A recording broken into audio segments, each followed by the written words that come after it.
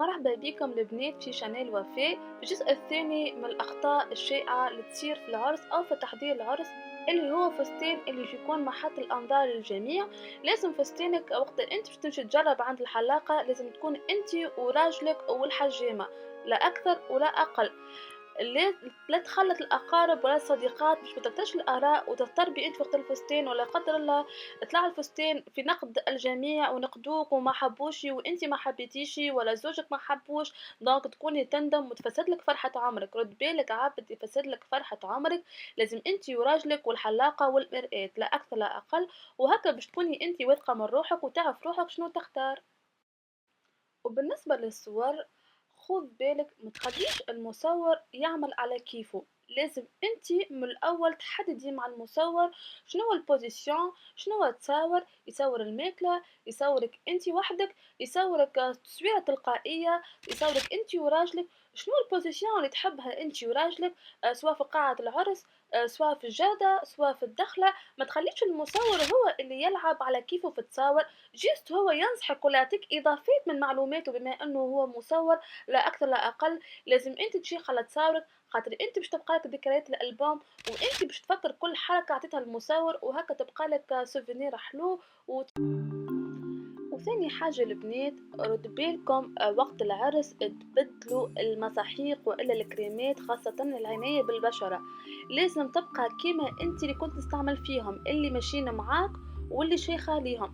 روتك تبدل قبل بشهر في العرس تحب تطوري الكريمات تحب تستعمليهم راهو ينجم تصير لك مشاكل تاع بشرة، بثور حب لان البشرة دخلت لها تريتمنت جديد، ينجم يكون تريتمنت هكا اثر عليه وطلع لك حبوب وتكون البشرة متاعك شاحبة والا جافة بمجرد تبديل الكريمات. هذه حذاري حذاري، واصلوا على نفس الكريمات اللي كنتوا تستعملوا فيها قبل. وأثناء التحضير للعرس لازم نحطوا مصاريفنا على حدة، في كل مصروف في كل ظرف، اللي خاص بالعناية بالبشرة، اللي خالص بالشوبينج، اللي خاص بالعرس، باش نتفادوا المصاريف الجانبية اللي تطلع على غفلة في العرس، وهكا احنا ما ندخلوش في حالة ستريس وفي حالة بيجي. لازم نستثمروا مصاريفنا بالتنظيم المصاريف على حدة في كل ظرف، هكا انت تتفادي المصاريف الزايدة وتتفادي الستريس وتتفادي الأغراض الزايدة اللي ما لا داعي لها وتخرج وقت العرس.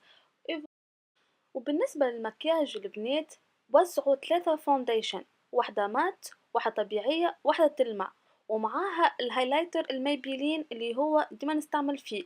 هذوما الثلاثة ما تمشوش النوعية الواحدة باش تقعوش في نفس الأخطاء وتنجموا تنوعوا في أدنى شك. وبالنسبة للليبستيك زادة حاولوا استعملوا المات اللي هو مارك جاكوب نستعمل فيه، والا ميكاتي فاندي اللي ما يتلصقش ويشيح على الفم باش نجم تاكل وتشرب وانتي عاملة كيف وتلقاش تعاود. وهذوما بالنسبة اللي لمعوا واللي لبطوا تخلوا عليهم يا البنات خاطرهم يفسدولكم المكياج ويفسدولكم جوكم في العرس ومتبقوش تعاودوا وانتم لاهين. ان شاء الله يا بنات عجبتكم السلسله الاخطاء الشائعه تصير في العرس، ان شاء الله يا رب تعلمتوا منها واستفدتوا من تجاربي. ان شاء الله نتوسعوا اكثر في عنايه البشره للعروسه اللي تحضر روحها في العرس، شنو الحاجات اللي تحضر لها وقتها هي قبل ما يبدا العرس باشهر.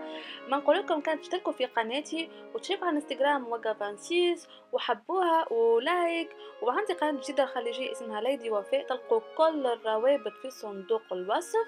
ما نقولكم كان بسلامة وإن شاء الله استفدتوا ونحبكم برشا برشا، إلى اللقاء.